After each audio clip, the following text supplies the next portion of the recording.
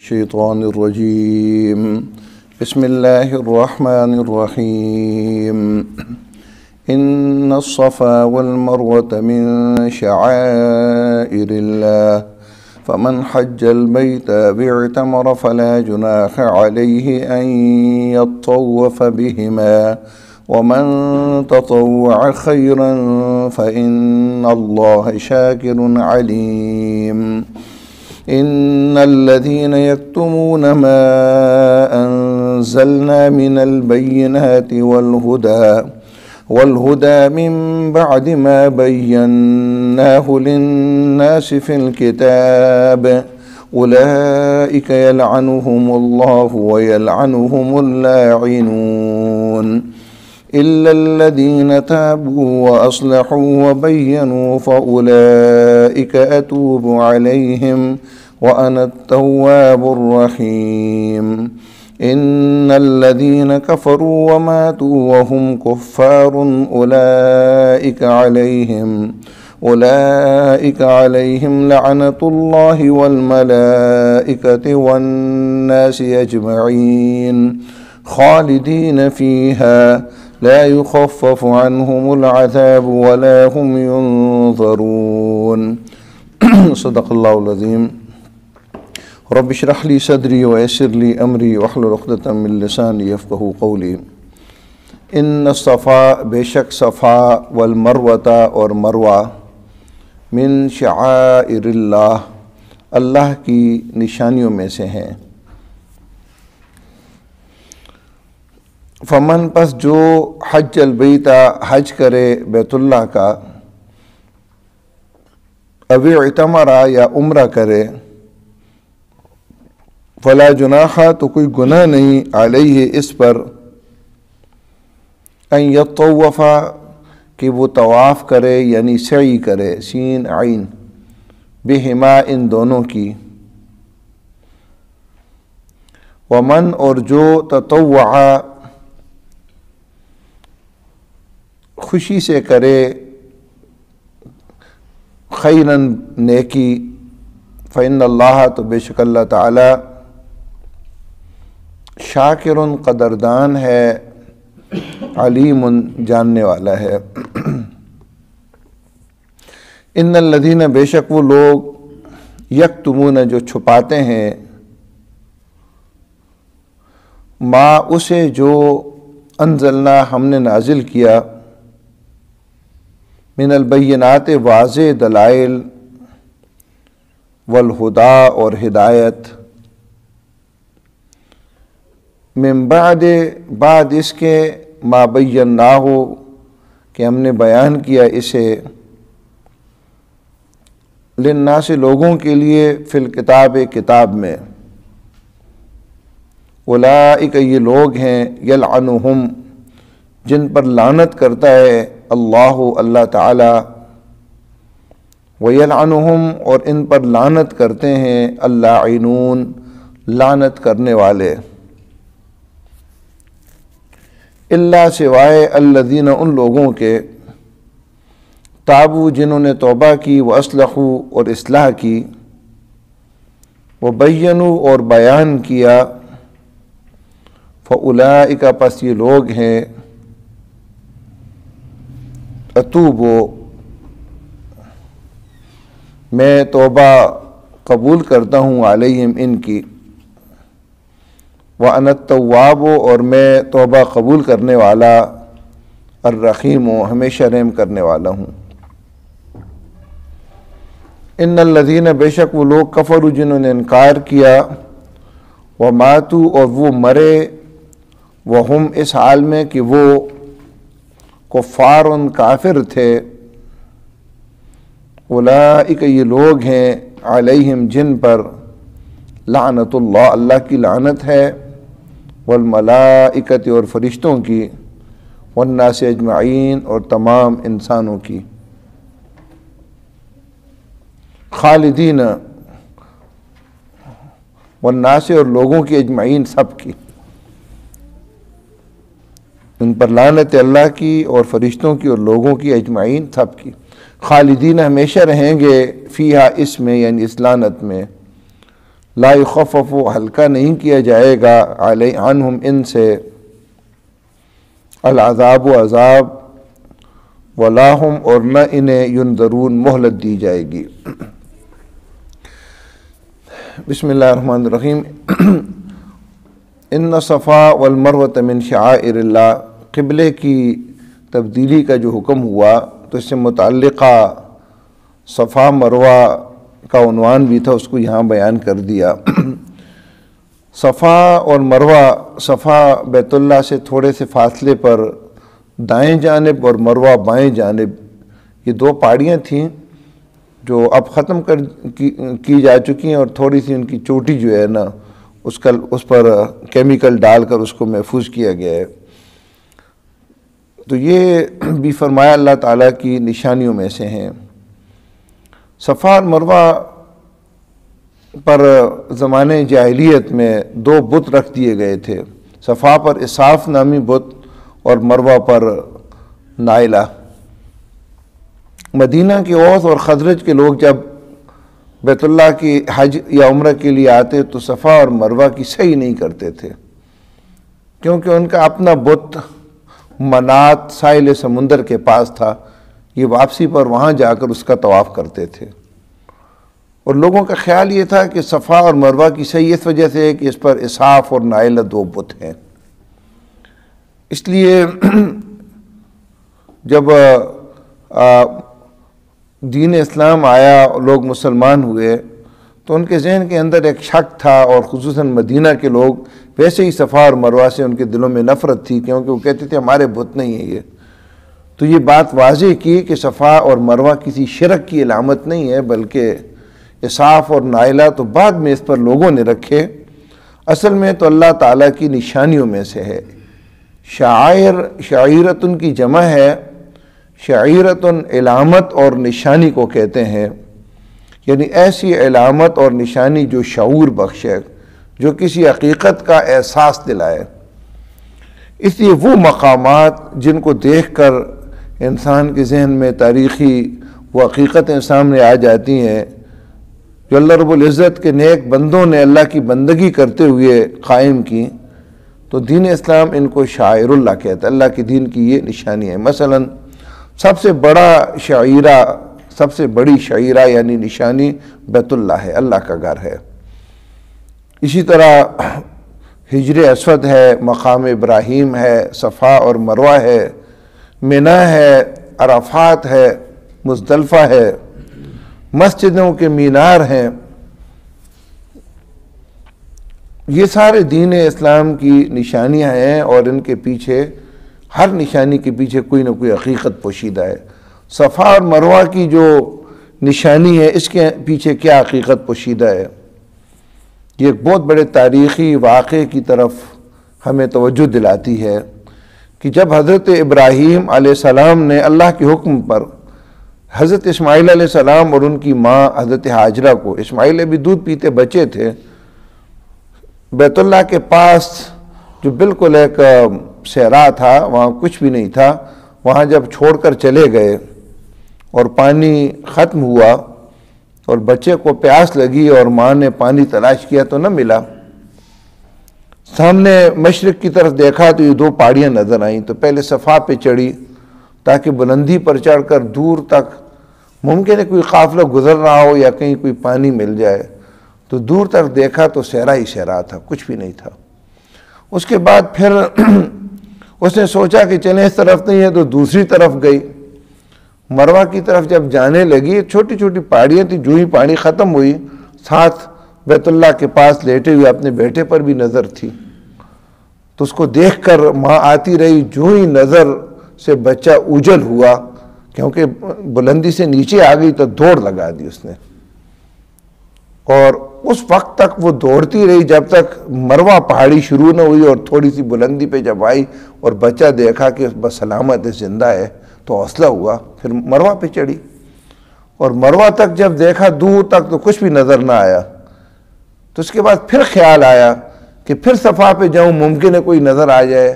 عجیب و غریب یہ بے چینی کا سفر تھا جس کو اللہ تعالیٰ نے قیامت تک کے لیے اس ادا کو محفوظ کر لیا، اور وہ مقامات جہاں وہ دوڑی تھی تو اس پر جب بھی کوئی حجاج یا عمرہ کرنے والے جاتے ہیں تو وہاں سبز جو ہے نا لائٹیں لگی ہوئی ہیں، وہاں جب آدمی پہنچتا ہے تو دوڑ لگاتا ہے۔ یہ الگ بات ہے کہ جس طرح دیکھیں شعیرہ کے اندر اصل اس کی روح ہوتی ہے، جب وہ بلا دی جائے تو محض وہ ایک جسم ہی رہ جاتا ہے۔ یہ صفا مروہ بھی محض ایک عمل رہ گیا ہے۔ وہاں صفا مروہ کی سعی کرتے ہوئے بہت کم لوگ ہوں گے جو اس احساس اور جذبے کے ساتھ اس اپنی تاریخ حقیقت کو سامنے رکھتے ہوئے صفا مروہ کی سعی کریں کہ اللہ تعالیٰ کی دین کے لیے ایسی قربانیاں بھی دینی پڑتی ہیں اللہ کے احکامات کو پورا کرتے ہوئے۔ اور پھر یہ نشانی ہمیں یہ بھی بتاتی ہے کہ اللہ آزماتا ہے، لیکن آزمائش کے بعد پھر اللہ رب العزت انعامات بھی دیتا ہے۔ جب 7 چکر پورے ہوئے تو مروہ پر ہی تھی کہ بیٹے پر جب نظر پڑی تو دیکھا کہ جہاں ایڑیاں لگر رہا ہے وہاں سے پانی نکل رہا ہے، صاف و شفاف پانی۔ دوڑتی ہوئی آئی اور آس پاس کی جو ریت مٹی تھی اس کو جمع کر کے اس کے کنارے بنائے اور کہا زم زم رک جا رک جا۔ ان کی زبان میں زمزم کا معنی تھا رک جا سٹاپ سٹاپ۔ نبی صلی اللہ علیہ وسلم نے فرمایا کہ بی بی حاجرہ اگر اس پانی کو چھوڑ دیتی تو یہ زمزم ایک بہت بڑا دریا بن جاتا، لیکن 4000 سال گزر گئے، آج بھی وہ پانی موجود ہے اور دنیا کے اندر کوئی ایسا پانی نہیں ہے جس کی ترکیب اس طرح ہو جس طرح زمزم کے پانی کی ہے، اور اس میں بالکل صدیاں گزر گئیں، کوئی تبدیلی نہیں آ رہی اور نہ اس پانی کے اندر کمی آ رہی ہے۔ آج کل تو کرونا کی وجہ سے لوگ کم ہیں، لیکن عام حالات میں رمضان میں تعداد 50 لاکھ سے بھی بڑھ جاتی ہے۔ اسی طرح آج میں بھی 50 لاکھ بیک وقت اس پانی کو پیتے ہیں، صرف حرم میں نہیں مسجد نبوی تک بلکہ راستوں کے اندر بھی انہوں نے لگائے ہوتے ہیں کولر، ساتھ لے بھی جاتے ہیں، پیتے بھی ہیں اور کئی وضو بھی بنا لیتے ہیں، لیکن اس پانی کے اندر کمی نہیں آتی۔ اللہ تعالیٰ نے ایسی برکت رکھی اس کی، تو یہ اللہ کی نشانیوں میں سے ہیں۔ زمزم بھی اللہ تعالیٰ کی نشانیوں میں سے ہے۔ فمن حج البیت او اعتمر فلا جناح علیہ ان یطوف بہما، بس جو کوئی بیت اللہ کا حج کرے یا عمرہ کرے تو کوئی گناہ نہیں ہے اس پر کہ وہ ان دونوں کی طواف کرے۔ طواف کا معنی ہوتا ہے طواف، لیکن ہمارے ہاں اب طواف بیت اللہ کے لیے یہ لفظ متعین ہو چکا ہے، اور صفا اور مروہ کا جو طواف ہے اس کے لیے صحیح کا لفظ استعمال ہوتا ہے، اس لیے آپ ترجمہ بجائے طواف کے صحیح کا کریں کہ ان دونوں کی صحیح کرے۔ یہ جو فرمایا کہ کوئی گناہ نہیں ہے کہ ان دونوں کی صحیح کرے، تو اس سے تو یہ پتہ چلتا ہے کہ یہ کام یعنی جائز ہے، لازم نہیں ہے۔ حالانکہ امام ابو حنیفہ رحمۃ اللہ علیہ کے نزدیک تو واجب ہے، کسی نے اگر صفا مروہ کی صحیح چھوڑ دی تو اس کے بدلے میں اسے دم دینا پڑے گا، یعنی بکرا ذبح کر کے وہاں تقسیم کرنا ہوگا، وگرنہ اس کا حج اور عمرہ ہی قبول نہیں ہوگا۔ باقی ائمہ کے نزدیک اگرچہ سنت ہے لیکن ضروری تو ہے، لیکن یہاں تو کہا کہ یہ گناہ نہیں ہے اس پر کہ وہ کوئی ان کی صحیح کرے۔ جس طرح کوئی آدمی کہے کہ چائے پینا گناہ نہیں ہے تو مطلب لازم بھی نہیں ہے، کوئی پیتا ہے تو اس کو گناہ نہیں ہے۔ تو عروہ رضی اللہ تعالیٰ عنہ نے حضرت عائشہ رضی اللہ عنہ سے یہ سوال بھی کیا، تو انہوں نے جو جواب دیا اس کا خلاصہ یہ ہے کہ اصل میں یہ غلط فہمی دور کرنے کے لیے آیت نازل ہوئی۔ اوس اور خزرج کے لوگ صفا اور مروہ کی صحیح کو گناہ سمجھتے تھے، وہ سمجھتے تھے یہ تو اسحاق اور نائلہ 2 بتوں کی وجہ سے صحیح تھی، اور حالت اسلام میں ہم کیوں صحیح کریں؟ تو ان کی غلط فہمی کو دور کیا کہ گناہ نہیں ہے بلکہ ضروری ہے یہ، کیونکہ یہ حضرت حاجرہ رضی اللہ تعالیٰ عنہ کی یادگاریں ہیں، نہ کہ اسحاق اور نائلہ۔ وَمَن تَطَوَّعَ خَيْرًا فَإِنَّ اللَّهَ شَاكِرٌ عَلِيمٌ۔ اس ٹکڑے میں بڑی اہم حقیقت بیان کی، فرمایا جو خوشی سے نیکی کرے گا تو بے شک اللہ تعالیٰ قدردان ہے، علیم جاننے والا ہے۔ نیکی کا کام تطوع کہتے ہیں خوشی سے کرے، دل کی خوشی سے کرے۔ ایک آدمی مجبوراً کوئی نیکی کا کام کرتا ہے تو اللہ تعالیٰ اس کا اجر نہیں دیتا، ہاں اپنے دل کی خوشی سے جب کرے گا تو اللہ تعالیٰ اس کا اجر عطا کرے گا۔ بڑے سے بڑا کام آپ کسی مجبوری کی بنا پر کر لیں تو یہ اجر کے باعث نہیں ہے، ہاں خوشی سے تھوڑا سا بھی کریں گے تو اللہ تعالیٰ انتہائی قدردان ہے۔ اللہ تعالیٰ انسانوں کے چھوٹے چھوٹے کاموں کی بڑی قدر کرتا ہے۔ شاکر بندے کو بھی کہتے ہیں، اللہ کو بھی۔ کسی بندے کو شاکر کہا جائے تو اس سے مراد ہوتا ہے شکر گزار بندہ، یعنی اللہ کا عبادت گزار بندہ۔ اصل اللہ تعالیٰ کا شکر اس کی عبادت کرنا ہے۔ اور اگر اللہ کی طرف شاکر کی نسبت ہو کہ اللہ شاکر ہے، تو اس کا مطلب یہ ہوتا ہے کہ بندے کی نیکیوں کی قدر کرتا ہے اللہ تعالیٰ، اور علیم ہے، جانتا بھی ہے، اس سے کوئی چھپا ہوا نہیں ہے۔ چھوٹی چھوٹی نیکیوں کی اللہ تعالیٰ اتنی قدر کرتا ہے کہ قیامت کے دن چھوٹی چھوٹی نیکیوں کے بدلے میں بڑے بڑے گناہ گاروں کو اللہ تعالیٰ معاف کر دے گا۔ اس لیے کوئی نیکی کو بھی حقیر نہیں سمجھنا چاہیے، ممکن اس وجہ سے اللہ تعالیٰ اس کی بخشش کر دے۔ حدیث کے ایک واقعہ آپ نے پڑھا ہے کہ ایک رقاصہ سفر کر رہی تھی، اس کو پیاس لگی تو کنویں کے اندر اتری اور پانی نکالا، پیا۔ باہر دیکھا تو ایک کتا پیاس کی وجہ سے اپنی زبان کیچڑ کے اندر ڈالے ہوئے تھا۔ اس کو ترس آیا، عذر بھی اس کے پاس تھا کہ اس کے پاس پانی نکالنے کی کوئی برتن نہیں تھا، لیکن اس کی بے چینی نے اس کو ترکیب سکھائی اور اس نے اپنے جوتے کے اندر پانی نکالا اور اس کتے کو پلایا اور وہ سیر ہوا۔ اللہ رب العزت نے اس ایک نیکی کے بدلے میں اس رقاصہ کی بخشش کر دی، اس کو جنت دے دی۔ اس لیے کسی نیکی کو حقیر نہیں جاننا چاہیے، اللہ تعالیٰ اس کی قدر کرتے ہیں۔ ہاں، نیکی کرتے ہوئے اپنے اخلاص کو دیکھنا چاہیے کہ میں اللہ کے لیے کرنا ہوں یا کوئی اور میرا مقصد ہے۔ اور اللہ جاننے والا بھی ہے، اس کی بھی فکر نہیں ہونی چاہیے کہ لوگوں کو پتہ چلتا ہے یا نہیں، لوگوں کو معلوم ہو یا نہ ہو، اصل معاملہ تو انسان کا اللہ رب العزت کے ساتھ ہے، بس وہ جانتا ہے، اس سے کوئی چیز چھپی نہیں ہے۔ ان الذین یکتمون ما انزلنا، بے شک وہ لوگ جو چھپاتے ہیں اسے جو ہم نے نازل کیا، من البینات، واضح دلائل، والہدا، اور ہدایت، من بعد ما بیناہ للناس فی الکتاب، اس کے بعد کہ ہم نے اس کو بیان کیا لوگوں کے لیے، فی الکتاب، کتاب میں۔ اولئک یلعنہم اللہ ویلعنہم اللعینون، یہ لوگ ہیں جن پر لعنت کرتے ہیں اللہ تعالیٰ اور لعنت کرتے ہیں ان پر لعنت کرنے والے۔ یہ آیت مبارکہ علماء کرام کے لیے انتہائی سخت آیت مبارکہ ہے، اور ہر اس آدمی کے لیے کہ جس کو حقیقت کا علم ہو جائے، حق میں سے جو بھی اس کے علم میں آ جائے اور پھر اس کو وہ چھپائے نہیں، لوگوں کے سامنے بیان نہ کرے، تو یہ آیت اس کے لیے انتہائی خطرناک آیت ہے۔ علماء یہود کے اندر بھی بگاڑ کا بڑا سبب یہ تھا کہ انہوں نے اللہ تعالیٰ کی کتاب کو مذہبی جو علماء تھے، ان کے ربی تھے، ان کے درمیان اس کو محدود کر لیا۔ عام لوگ تو دور کی بات ہے، یہودی عوام بھی تورات کو نہیں جانتے تھے، نہ ان کے علماء اس کو بیان کرتے تھے۔ اور جب اللہ تعالیٰ کی کتاب معاشرے میں بیان نہ ہو، لوگ اس سے ناواقف ہوں، تو یہ جہالت ہے۔ اس جہالت کی بنا پر جب بدعتیں اور گناہ پھیلتے تو پھر بھی علماء ان کو روکتے نہیں، بلکہ لوگوں کو مزاج کو دیکھتے ہوئے ان کے لیے وہ فتوے تلاش کرتے، ان کی جواز کے لیے سندیں تلاش کرتے، یا خاموش رہ کر اس کو جواز کی سند دے دیتے۔ علماء کا خاموش ہونا بھی دراصل کسی گناہ یا بدعت کے جاری ہونے کے لیے ایک سند ہوتی ہے۔ لوگ کہتے ہیں یہ چیز اگر بری ہوتی تو فلاں عالم اس کے بعد بات کرتے، تقریر میں یہ بات کرتے، جب وہ خاموش ہیں تو اس کا مطلب یہ جائز ہے۔ جب روشنی نہیں ہوتی، روشنی کا منبع، اس پر پردے ڈال دیے جائے تو پھر اندھیرا تو ہوتا ہے نا۔ اللہ تعالیٰ اپنی کتاب مخصوص طبقے کے لیے نازل نہیں کرتا، بلکہ اللہ تعالیٰ اپنی کتاب تمام انسانوں کے لیے نازل کرتا ہے، اور جن کے پاس اس کتاب کا علم آ جائے ان پر لازم ہو جاتا ہے کہ اپنی استعداد کے مطابق عوام الناس کے سامنے اللہ تعالیٰ کی کتاب وہ بیان کریں۔ نہیں بیان کریں گے تو اس کے بیان نہ کرنے کی بنا پر جو گناہ رواج پائیں گے، تو علماء کا بھی اس میں حق ہے۔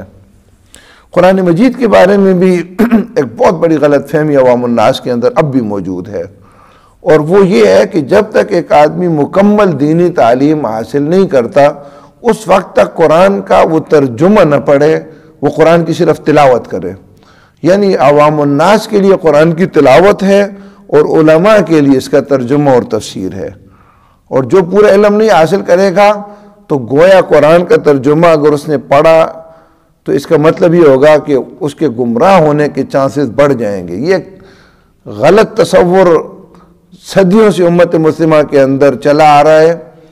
دیکھیں، قرآن مجید کی ایک تفسیر ہے، اس کے لیے کچھ شرائط ہیں، اس کے لیے علوم کے اندر مہارت ہے، وہ اپنی جگہ پر ہے، لیکن ایک ہے قرآن کا سادہ ترجمہ، اور اپنی زندگی کے لیے قرآن سے رہنمائی حاصل کرنا، اپنے عقیدے کو پختہ کرنا، اپنے اندر آخرت کی فکر پیدا کرنا، اپنے اندر اہل ایمان کی صفات پیدا کرنا، کفر اور منافقت کی بری صفات سے اپنے آپ کو بچانا، اور قرآن میں جو تاریخ بیان کی انبیاء علیہ السلام کی، اس سے واقف ہونا کہ جن لوگوں نے بھی اللہ کے نبی کی دعوت کو ٹھکرایا، کس طرح بڑی بڑی قومیں، ترقی یافتہ اقوام اللہ کے عذاب کے شکار ہوئیں۔ دنیا کی بڑی بڑی ترقی یافتہ اقوام تھی وہ، قوم سبا، قوم شعیب، قوم عاد، قوم سمود، قوم فرعون، ان کی جو نشانیاں اب بھی زندگی دنیا کے اندر موجود ہیں۔ اتنی بڑی ترقی اور ٹیکنالوجی کی باوجود بھی آج بھی امت دنیا جو ہے نا اس طرح کی چیزیں نہیں بنا سکتی، نہ قوم سمود کی طرح پہاڑ تراش کر کے مالات بنا سکتی ہے، اور نہ اہرام مصر کی طرح آج بھی دنیا کوئی اہرام بنا سکتی ہے۔ کتنی بڑی ترقی ہوئی، لیکن یہ ساری قومیں کیوں نیست و نابود ہوئیں؟ نبی کی دعوت کو انہوں نے ٹھکرایا، اللہ تعالیٰ کے قوانین کو ٹھکرایا، اللہ کے نظام زندگی کو چھوڑ دیا، تو اس کی بنا پر دنیا کی کوئی طاقت ان کو نہ بچا سکی، کوئی اہرام مصر کسی فرعون کو نہ بچا سکا، اور ان کی ساری تدبیریں دھری کی دھری رہ گئیں۔ اور قرآن تو ایسا نقشہ آپ سورہ شعراء میں پڑھیں گے، آدمی حیران ہو جاتا ہے کہ اللہ تعالیٰ جب کسی قوم کو سزا دیتا ہے تو کس انداز سے دیتا ہے۔ موسیٰ علیہ السلام بنی اسرائیل تو گھروں میں بیٹھے ہوئے ہیں، فرعون کی فوجیں اور فرعون کا میڈیا اور ساری مشینری حرکت میں آ گئی، اور ساری ملک سے فوجیوں کو بلا بلا کر مرکز جمع کر رہی ہے کہ بنی اسرائیل کو عبرتناک سزا دینی ہے، اور آخرکار یہاں سے سمیٹ کر اللہ تعالیٰ ان کو بحر قلزم کے اندر ڈال دیتا ہے۔ میڈیا ان کا استعمال ہوا، طاقت ان کی استعمال ہوئی، فوجیں ان کی استعمال ہوئی، سرمایہ ان کا خرچ ہوا، لیکن پلان منصوبہ کیا تھا کہ پورے خطے سے جو ہے نا پورے ملک سے ان کو سمیٹ کر پورے فرعون کی طاقت کو بحر قلزم کے اندر ڈبونا ہے، اور اللہ نے وہ اسباب پیدا کر لیے۔ اللہ رب العزت تو جب اپنی چال چلتا ہے، اللہ رب العزت اپنی تدبیر اختیار کرتا ہے، تو بعض اوقات دین کے دشمنوں کو استعمال کرتے ہوئے اپنی تدبیر استعمال کر لیتا ہے۔ تو کہنے کا مطلب یہ ہے کہ یہ ساری تاریخ قرآن ہمیں بیان کرتا ہے، جس سے انسان کا عقیدہ بھی پختہ ہوتا ہے، مایوسیاں دور ہوتی ہیں، اور انسان کے اندر ہمت پیدا ہوتی ہے، اور انسان اللہ تعالیٰ کے دین کی طرف لپکتا ہے۔ یہ ساری حرارت کتاب دیتی ہے۔ اللہ نے تو انتظام کر لیا ہے، مصروف ترین لوگوں کے لیے بھی 3 نمازوں میں اللہ رب العزت نے قرات کو بلند کرنا لازم قرار دیا ہے۔ پوری دنیا کے علماء اگر متفق ہو جائیں کہ مغرب کی نماز میں ہم آہستہ قرات کریں گے، ان کا اتحاد نہیں چل سکتا کہ اللہ کے حکم کے خلاف ہے یہ۔ عشاء کی نماز میں پھر صبح جب آدمی اٹھتا ہے، تازہ دم ہوتا ہے، تو فرمایا ان قرآن الفجر کان مشہودا، کہ فجر کی نماز کے اندر فرشتے بھی عام نمازوں سے زیادہ ہوتے ہیں، رات والے اور دن والے اکٹھے ہو جاتے ہیں، تو یہ حکم ہوا کہ ذرا لمبی قرات کرو۔ آج کل تو وہ لمبی قراتیں بھی تھوڑی ہو گئی ہیں نا، نبی صلی اللہ علیہ وسلم کی قرات تو بہت لمبی ہوتی تھی۔ یہ سارا انتظام اللہ نے اس لیے کیا کہ مصروف ترین لوگ بھی قرآن کو سنیں، اور قرآن ان کو جو درس دیتا ہے ان کے دلوں کے اندر تازہ رہے۔ ہاں، لوگوں کو قرآن کی سمجھ ہی نہ آئے، اور 60 سال تک امام کے پیچھے پڑھے سنتے رہے، پھر رمضان کے اندر اللہ تعالیٰ پورا قرآن سناتا ہے تاکہ ذرا پورا قرآن دیکھ لو کہ یہ کتاب کس طرح ہدایت دیتی ہے۔ لیکن بدقسمتی اس قوم کی کہ دنیا کے سارے علوم سیکھتی ہے، دنیا کا کوئی فائدہ ہو تو سیکھتی ہے، لیکن قرآن کی طرف نہیں آتی، اور قرآن کے لیے اس کے پاس وقت نہیں ہے۔ تو اس کی سارے جو اللہ کے انتظامات ہیں اس کے فوائد دنیا کو نہیں حاصل ہو رہے ہمیں، اس کی غلطی ہماری اپنی ہے۔ وگرنہ آپ نے تو مغرب کی نماز میں بھی امام کی قرات سنی ہے نا، آپ نے تو عشاء میں بھی سنی ہے، صبح بھی آپ انشاءاللہ سنیں گے، لیکن آپ کو پتہ ہی نہیں امام نے کیا کہا۔ تو پھر اللہ نے تو ایک صورت ایسی بھیجی ہے کہ والعصر آپ سنیں، مکمل رہنمائی، ایک صورت میں مکمل رہنمائی موجود ہے۔ علماء کا کام یہ ہے کہ اللہ کی کتاب کو وہ بیان کریں، عوام الناس کا کام یہ ہے کہ اپنی استعداد کے مطابق اس کتاب کو سیکھنے کا عمل کریں۔ اور آپ نے تو بڑی ترغیب دی۔ ایک دفعہ یہاں اٹک کے پاس ایک بستی تھی، ہم نے قرآن کلاسیں شروع کر رہے تھے، ابتدائی پروگرام تھا تو بہت سارے لوگوں کو بلایا. ہماری جماعت کے ایک وہاں ذمہ دار تھے, ریٹائرڈ ہیڈ ماسٹر بھی تھے, تو انہوں نے ابتدائی گفتگو میں کہا کہ دیکھو قرآن مجید صرف ثواب کمانے کے لیے نہیں ہے کہ آپ اس کی تلاوت کریں, بلکہ سمجھنے کے لیے بھی ہے. تو مجھے یہ بات بڑی عجیب لگی اور میں نے ضروری سمجھا کہ اپنے درس سے پہلے اس بات کی وضاحت کر دوں. میں نے کہا یہ ہمیں بہت بڑی غلط فہمی ہے کہ قرآن مجید کی تلاوت سے ثواب ملتا ہے اور سمجھنے سے نہیں ملتا. قرآن کی تلاوت سے ایک حرف آپ پڑھیں گے تو آپ کو 10 نیکیاں ملیں گی, اور ایک آیت آپ سیکھیں گے تو 100 رکعت نماز سے زیادہ اللہ اجر دے گا. تو اگر آپ روزانہ 5-6 آیتیں پڑھتے ہیں تو وہ آپ مہینے میں اتنی عبادت نہیں کر سکتے. اس لیے ثواب کی نیت سے قرآن کو سیکھیں. اس میں جتنا اجر اللہ آپ کو دے گا تلاوت سے اتنا نہیں ملے گا, اگرچہ تلاوت بھی ضروری ہے کہ اللہ تعالیٰ کی یہ کلام ہے. بہرحال کتاب للناس لوگوں کے لیے ہوتی ہے. اللہ تعالیٰ, یہ ایک بات ذہن میں رہے, جو انسانوں کی سارے انسانوں کی ضرورت ہو اللہ تعالیٰ اس کو عام کر دیتا ہے. بس آکسیجن تمام انسانوں کی ضرورت ہے, فری ہے, مفت ہے, بالکل عام ہے. پانی تمام انسانوں کی ضرورت ہے, پانی کا ایک بہترین سرکل نظام آپاشی اللہ نے بنایا ہے. سمندروں سے کھاری پانی سے میٹھے پانی کے ذرات بھاپ کی شکل میں اٹھاتا ہے, بادل بناتا ہے, ہواؤں کے ذریعے سے پوری دنیا کے اندر ان کو پھیلا کر بارشیں برساتا ہے. لوگ اپنی ضرورت کا پانی لے لیتے ہیں, باقی پانی نیچے کچھ ذخیرہ کر لیتا ہے اللہ تعالیٰ. ہزاروں سال وہ ذخیرہ خراب نہیں ہوتا زمین کے اندر. کچھ پانی ندی نالوں کے ذریعے اور دریاؤں کے ذریعے پھر سمندر میں ڈال دیتا ہے. راستے میں لوگ ان کو استعمال کرتے ہیں. یہ اللہ کا ایک سرکل ہے, اس میں پانی کے قطرہ ضائع نہیں ہو رہا, وہی پانی سرکل میں ہے. یہ سب کے لیے عام اللہ نے کر دیا. اللہ کی کتاب بھی چونکہ تمام انسانوں کے لیے ہوتی ہے, ان کی تمام انسانوں کی رہنمائی کے لیے ہوتی ہے, اس لیے اللہ تعالیٰ نے اپنی کتاب کو بھی ہمیشہ آسان کیا ہے. اس میں کوئی پیچیدگیاں نہیں ہوتی, بہت صاف ستھری, بہت آسان. ایک عام آدمی بھی اس کے قریب آئے تو تھوڑے سے وقت میں یہ کتاب اس کو آ جاتی ہے. یہ گزشتہ 2 دن پہلے کی بات ہے. ہمارے استاد ہیں اسکول کے اندر, ہم نے الحمدللہ باقاعدہ ترجمہ شروع کر دیا ہے. تو اس نے مجھے کہا کہ اب صورتحال ہماری ہے کہ 6ٹھی کلاس کے لڑکے بھی, ہم ایک رکوع پڑھتے ہیں تو 1-2-3 لفظ ہی نئے ہوتے ہیں, باقی پرانے ہی لفظ ہوتے ہیں. آپ الف لام میم سے ایک لفظ یاد کرنا شروع کر دیں, سورہ بقرہ کے بعد آپ قرآن پڑھیں گے تو آپ نہ بھی پڑھیں تو آپ کو قرآن کا 80-90% حصہ خود ہی آ جائے گا. اتنی آسان کتاب ہے یہ, تمام دنیا کے انسانوں کے لیے اور بالخصوص بر صغیر کے لیے تو یہ سب سے آسان کتاب ہے. کہ ہمارے ہاں تو اگر آپ دیکھیں تو اس کتاب کے ایک بڑا ذخیرہ الفاظ ہم خود استعمال کرتے ہیں. میں صرف پہلی آیت اگر آپ کو دکھاؤں, مثلا ذالک الکتاب لا ریب فیہ ھدی للمتقین, ذالک الکتاب والکتاب ہم اردو میں استعمال کرتے ہیں, لا ریب ہم اردو میں استعمال کرتے ہیں, ہدن ہدایت ہم اردو میں استعمال کرتے ہیں, متقی ہم اردو میں استعمال کرتے ہیں, الذین یؤمنون بالغیب ایمان ہم اردو میں استعمال کرتے ہیں, غیب ہم اردو میں استعمال کرتے ہیں. یہ بہت سارے الفاظ تو ہیں جو ہم خود اردو میں استعمال کرتے ہیں. اس لیے بہرحال کتاب لوگوں کے لیے ہوتی ہے, مخصوص طبقے کے لیے نہیں ہوتی. ہاں جو اس میں مہارت حاصل کرنا چاہیں ان کو اپنی زندگیاں اس کتاب کے لیے وقف کرنی پڑتی ہیں. لیکن عام عوام الناس اس کو اس حد تک کتاب آسانی سے آ جاتی ہے کہ ان کا عقیدہ ٹھیک ہو جاتا ہے, ان کے اندر آخرت کی فکر پیدا ہو جاتی ہے. قرآن نے جو تاریخ بیان کی ہے اس سے وہ آگاہ ہو جاتے ہیں, اس سے عبرت ان کو حاصل ہو جاتی ہے. جنت کے انعامات قرآن بیان کرتا ہے, ان کو سمجھ آتے ہیں, شوق پیدا ہو جاتا ہے جنت کا. دوزخ کے عذاب کا قرآن بار بار ذکر کرتا ہے تو دوزخ کے عذاب کا خوف پیدا ہو جاتا ہے. اہل ایمان کی صفات قرآن بیان کرتا ہے, وہ اپنے اندر پیدا کرنے کی کوشش کرتے ہیں. منافقت, کفر, فسق کی بری صفات سے اپنے آپ کو بچانا چاہتے ہیں. یہ قرآن توحید پر, آخرت پر, رسالت پر, اس کائنات کے بہترین دلائل دیتا ہے. اس کو سمجھتے ہیں تو ان کا عقیدہ مزید پختہ ہو جاتا ہے. عوام کی ہی ضروریات ہوتی ہے نا, اور کچھ اور.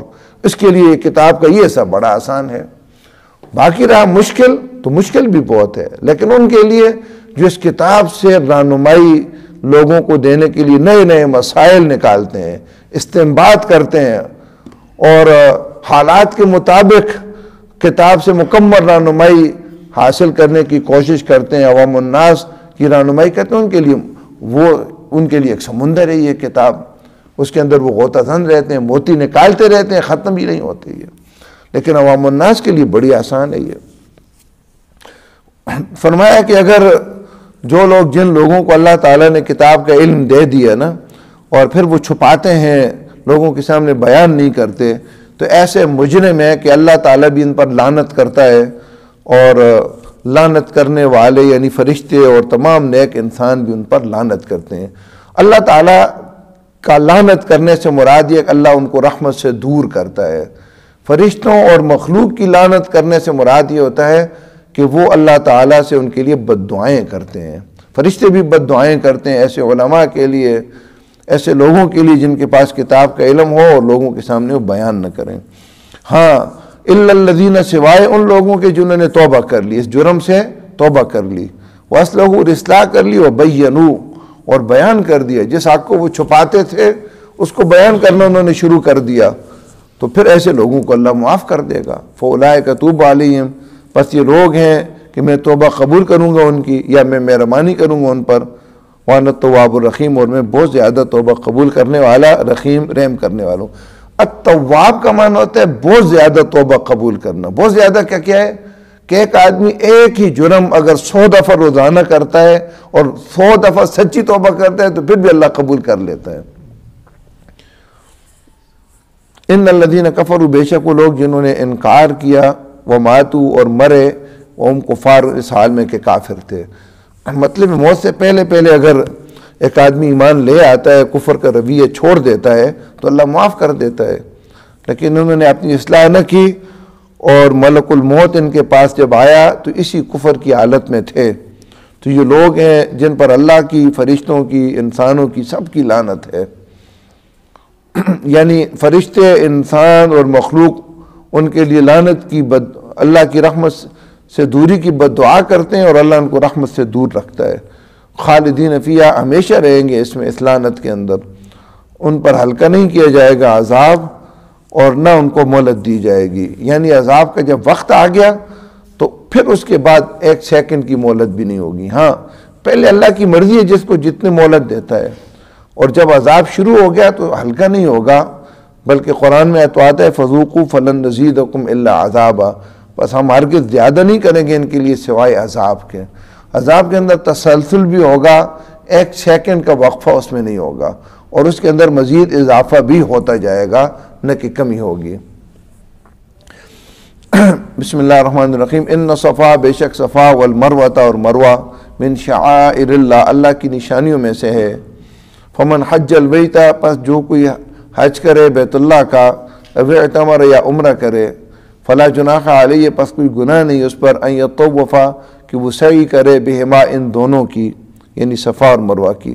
ومن تطوع، اور جو خوشی سے کرے گا، خیرن، نیکی، فإن اللہ، تو بے شک اللہ تعالی، شاکر، قدردان ہے، علیم، جاننے والا ہے۔ ان الذین، بے شک وہ لوگ، یکتمون، جو چھپاتے ہیں، ما، اسے جو انزلنا، ہم نے نازل کیا، من البینات، واضح دلائل، والہدا، اور ہدایت، من بعد ما بینا، اس کے بعد کہ ہم نے بیان کیا اسے، للناس، لوگوں کے لیے، فی الکتاب، کتاب میں۔ اولئک، یہ لوگ، ان جو چھپاتے ہیں، یلعنہم اللہ، لعنت کرتا ہے ان پر اللہ، ویلعنہم اللاعنون، اور ان پر لعنت کرتے ہیں لعنت کرنے والے۔ الا الذین، سوائے الذین، ان لوگوں کے، تابو، جنہوں نے توبہ کی، واصلحوا، اور اصلاح کی، وبینوا، اور بیان کیا، فاولئک اتوب علیہم، پس یہ لوگ ہیں کہ میں توبہ قبول کرتا ہوں ان کی، وانا التواب الرحیم، اور میں بہت زیادہ توبہ قبول کرنے والا، ہمیشہ رحم کرنے والا ہوں۔ ان الذین کفروا، بے شک وہ لوگ جنہوں نے انکار کیا، وماتوا، اور وہ مرے، وہم کفار، اس حال میں کہ وہ کافر تھے، اولئک علیہم، یہ لوگ ہیں جن پر لعنت اللہ، اللہ کی لعنت ہے، والملائکۃ، اور فرشتوں کی، والناس، اور لوگوں کی، اجمعین، سب کی، خالدین، ہمیشہ رہیں گے، فیہا، اس میں، لا یخفف، ہلکا نہیں کیا جائے گا، عنہم، ان سے، العذاب، عذاب، ولا هم ينظرون، اور نہ انہیں مہلت دی جائے گی۔ آمین۔ الحمدللہ رب العالمین، والعاقبۃ للمتقین، والصلاۃ والسلام علی رسول الکریم۔ ربنا آتنا فی الدنیا حسنۃ وفی الآخرۃ حسنۃ وقنا عذاب النار۔ اللهم وفقنا لما تحب وترضى، اللهم احسن عاقبتنا في الأمور كلها وأجرنا من خزي الدنيا وعذاب الآخرة. ربنا ظلمنا أنفسنا وإن لم تغفر لنا وترحمنا لنكونن من الخاسرين. اللهم أرنا الحق حقا وارزقنا اتباعه وأرنا الباطل باطلا وارزقنا اجتنابه. اللهم ثبتنا على الإسلام. اللهم نور قلوبنا بنور الإيمان. اللهم زين أخلاقنا بنور القرآن. وصلى الله تعالى على خير خلقه محمد وآله وصحبه أجمعين.